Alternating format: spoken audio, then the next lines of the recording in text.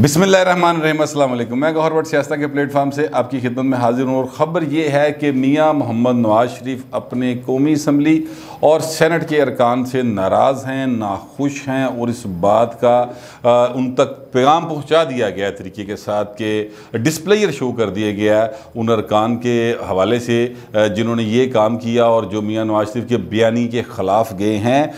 मैं आपको बता दूँ कि ये वाक़या क्या है। वाक़या ये है कि स्पेशल कमेटी बराए कश्मीर, कौमी असम्बली की डिफेंस कमेटी और सेनेट की डिफेंस कमेटियों के अरकान को बुलाया गया था GHQ में और वहाँ पर जाकर उन्हें ब्रीफिंग दी गई थी कि जनाब कश्मीर के ऊपर हमारे क्या इस वक्त तक अब तक जो है हम कहाँ तक आगे बढ़ चुके हैं और अफ़गानिस्तान के हवाले से जो मामला चल रहे हैं वो क्या है और हम कहाँ तक अपने मुल्क का दिफा कर सकते हैं और सारे मामला क्या हैं। इस हवाले से आर्मी चीफ़ ने ख़ुद ब्रीफिंग दी, दीगर ज़ाहिर आला तरीन फ़ौजी हुकाम वहाँ पर मौजूद थे और वहाँ पर पीपल्स पार्टी के अरकान भी गए, नून लीग के भी गए, तहरीके इंसाफ वाले नस नस जाना सी और इसके अलावा और भी जो लोग थे मौलाना फजल रहमान की पार्टी के लोग वो भी गए।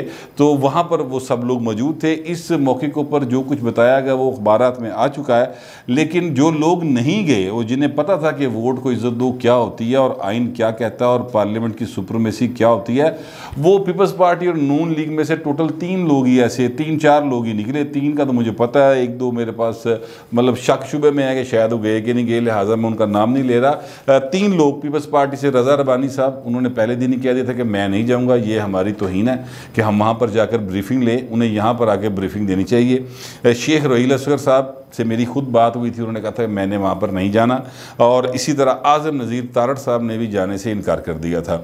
अच्छा, अब ये जो लोग नहीं गए इनके नज़दीक बड़ी अहम बात है और वो ये है कि जनाब पार्लियामेंट सुप्रीम है, पार्लियामेंट के अंदर आके हमें ब्रीफिंग दी जाए कि क्या किया जा रहा है इन इशूज़ के ऊपर, बजाय इसके कि हम वहाँ पर चले जाएँ और वहाँ पर जाकर उनसे ब्रीफिंग लें। क्योंकि ये जो ख़ास तौर पे रज़ा रबानी और आज़म नज़ीर तारड़ साहब जो है ना, ये इस जहन के लोग हैं जो ये समझते हैं कि जो भी सरकारी मुलाजिम है वो पार्लियामेंट के अंडर है, पार्लियामेंट सुप्रीम है, पार्लियामेंट की बालादस्ती होनी चाहिए हर चीज़ के ऊपर, क्योंकि आइन जो है उसने पार्लियामेंट को सबसे ज़्यादा सुप्रीम बनाया है। इसलिए पार्लियामेंट जो है ना उसको किसी जगह पर उसकी इज़्ज़त व तकरीम को किसी सूरत कंप्रोमाइज़ नहीं करना चाहिए। वो इसको इस एंगल से देख रहे हैं कि जनाब ये पार्लियामेंट को कंप्रोमाइज़ किया गया और उसकी सॉवरेनिटी को कंप्रोमाइज़ किया गया है।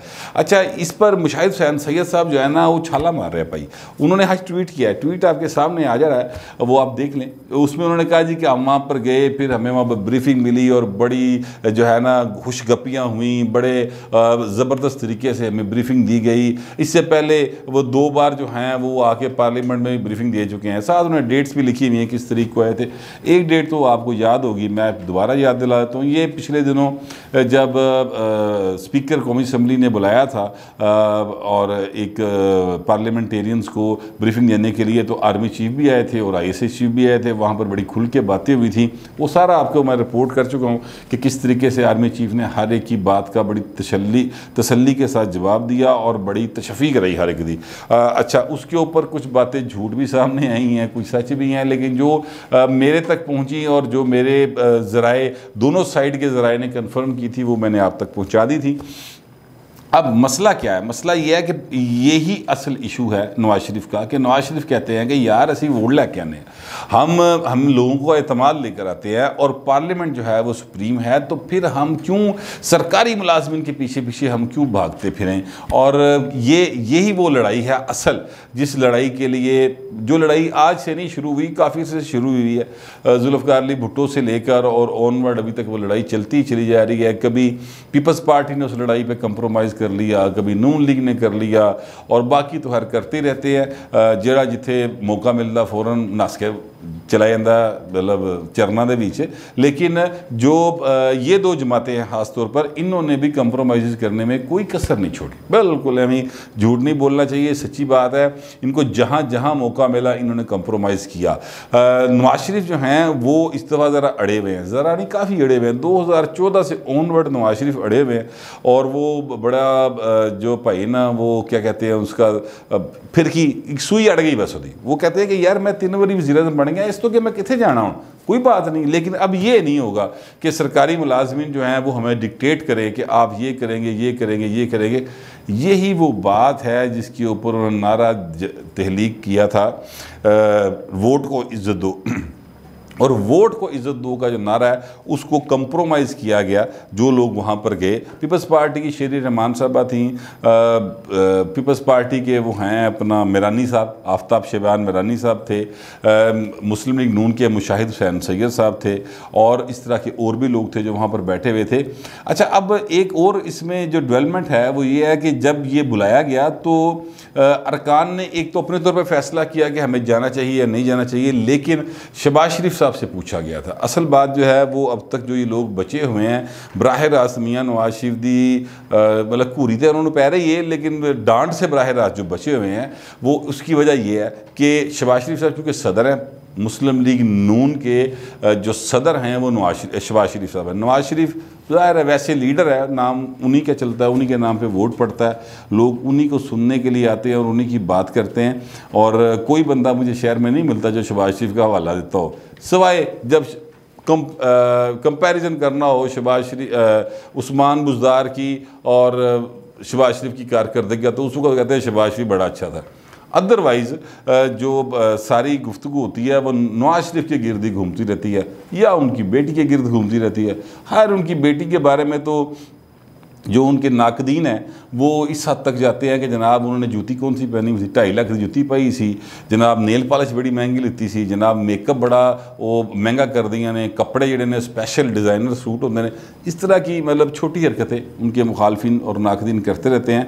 देखना ये चाहिए कि उनका बयानिया क्या है, क्या वो अपने बयानिए पर कायम है, क्या वो अपनी बात से मुकर रही हैं, क्या वो यू टर्न ले रही हैं, क्या जो वो कह रही हैं उस पर उन्होंने माजी पर अमल किया है, उनकी पार्टी ने अमल किया है। ये किसी भी लीडर को जांचने के लिए असल पैमाना ये होना चाहिए, बजाय इसके कि उहदे कपड़े ते चले जाओ, उहदे रंग ते चले जाओ, उहदे सिर ते वाल घट नहीं है वध ने उत्ते चले जाओ, हेयर स्टाइल पे चले जाएं।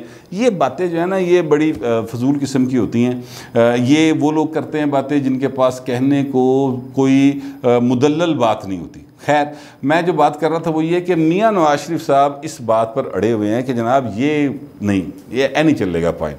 और शहबाज शरीफ साहब ने उनको इजाज़त दे दी थी अपना ये कमेटी के अरकान को कि आप ज़रूर जाएं वहाँ पर, क्योंकि शहबाज शरीफ साहब का जो बयानी है और जो दिल से वो बंदा चाहता है वो ये है कि यार ज़मीनी हक़ायक़ डिफरेंट है। ज़मीनी हक़ायक़ ये हैं कि ये सरकारी मुलाजम तो हैं पर भाई ने मालक ने असल में मतलब बात समझे सर, ये माजी में उन्होंने साबित किया कि बार कि वो जो चाहे वो कर लें, तो हम उनके साथ मिल के आते रहे भाई बड़े, तो मेहरबानी करें इस तरह ना करें। अब इस ऐसे नहीं चलेगा, हम इतने पावरफुल नहीं हुई अभी सियासी जमातें कि वो सारी बातें अपनी मनवा सकें। कुछ लोग कुछ दो के तहत ही चलना पड़ेगा।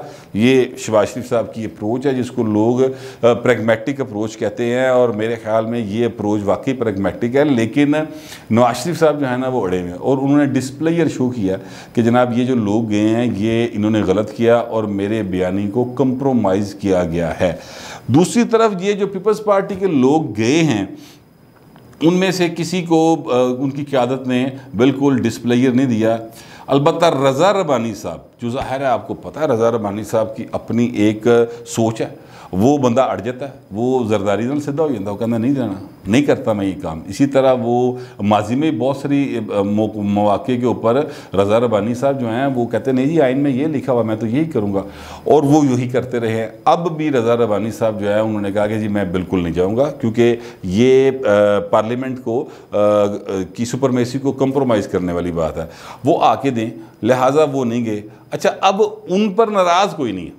कैसी दिलचस्प बात है कि जो लोग नून लीग के नहीं गए उनको अप्रिशिएट किया जा रहा है नून लीग के अंदर, और जो लोग गए हैं उनको भी अप्रिशिएट किया जा रहा है। यानी वो लोग अप्रिशिएट कर रहे हैं जो शहबाज शरीफ के नाल देने, जो उनकी सोच के हैं, और जो नहीं गए उनको अप्रिशिएट कर रहे हैं वो लोग जो नवाज शरीफ की सोच के हामी हैं। ख़ुद नवाज शरीफ उनको अप्रिशिएट कर रहे हैं, जाने वालों को वो अच्छी नज़र से नहीं देख रहे, उनके ऊपर डिस्प्लेयर शो कर रहे हैं। रज़ा रबानी एक ऐसी शख्सियत है जिनके ऊपर पीपल्स पार्टी में कोई उनको हदफ तनकीद नहीं बना रहा कि यार क्यों नहीं गया भाई, कोई नहीं कह रहा। वो कह रहे हैं ठीक है, उन्होंने भी ठीक किया, हम कर रहे हैं वक्त के तकाजे के मुताबिक, वो बात कर रहे हैं अपना आइन के तकाजे के मुताबिक, लिहाजा वो अपनी जगह पे ठीक है, उनका ज़ाती फ़ैसला, वो नहीं गए। मैंने किसी जगह पे नहीं सुना कि पीपल्स पार्टी की लीडरशिप ने रज़ा रबानी से कहा होगा जी आप क्यों नहीं गए, आप कमेटी का हिस्सा थे, आपको जाना चाहिए था, और किसी ने उन पर तनकीद नहीं की, किसी ने उनको शो काज नोटिस नहीं दिया। इसके बावजूद कि रज़ा रबानी साहब जो है उन्होंने बड़े खुलेआम कहा कि मैंने नहीं जाना। नून लीग वाले जो हैं उन्होंने खुलेआम ये बात नहीं की, किसी ने बयान जारी नहीं किया, किसी ने जो है ना वो मतलब मैंने दसता कि ऐ नहीं जाना, अच्छा किसी और ने किसी और को बता दिया कि मैं नहीं जा रहा। नवाज शरीफ साहब इजाज़त नहीं देते, नवाज शरीफ के बयानी के ख़िलाफ़ है, लेकिन किसी ने पब्लिकली आके ये बात नहीं की। और जो इसके ऊपर जो है ना वो एक बड़ी दिलचस्प सूरत हाल इस वक्त बनी हुई है।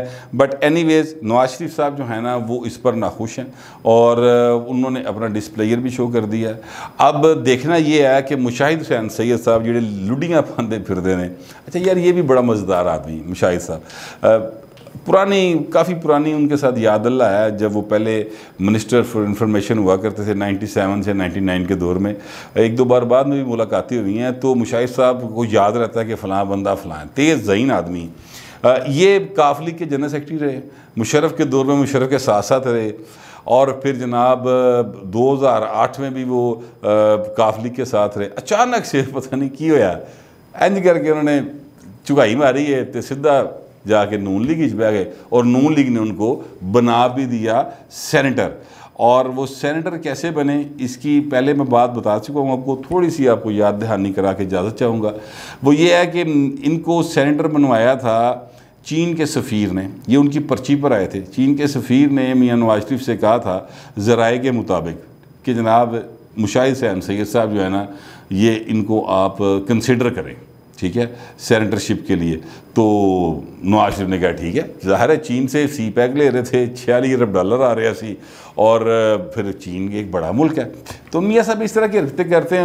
वो साजिद मीर साहब हैं, उनको वो सऊदी अरब की पर्ची पे सेनेटर बनते आ रहे हैं मुसलसल नून लीग के वोटों के ऊपर, तो ये चीन की तरफ से आ गए थे। बट एनीवेज़ इन्होंने जो हरकत फरमाई है ये उन्होंने अपनी तबीयत के तहत की है कि वहाँ पर गए भी हैं और बड़े खुश खुश वापस भी आए हैं। और जो शेख रहील असगर और आज़म नज़ीर तारड़ और रज़ा रबानी जैसे लोग हैं, उन्होंने आइन और पार्लियामेंट की सुपरमेसी को ज़्यादा मुकद्दम जाना है और वो नहीं गए। अब फ़ैसला आवाम करे कि गलत किसने किया, सही किसने किया, अपने कमेंट्स में बता दीजिएगा। लेकिन नवाज शरीफ राज़ी कोई नहीं, वो कोई नहीं जो खुश होया। फिल वक्त इतने, मिलते हैं अगले व्लॉग।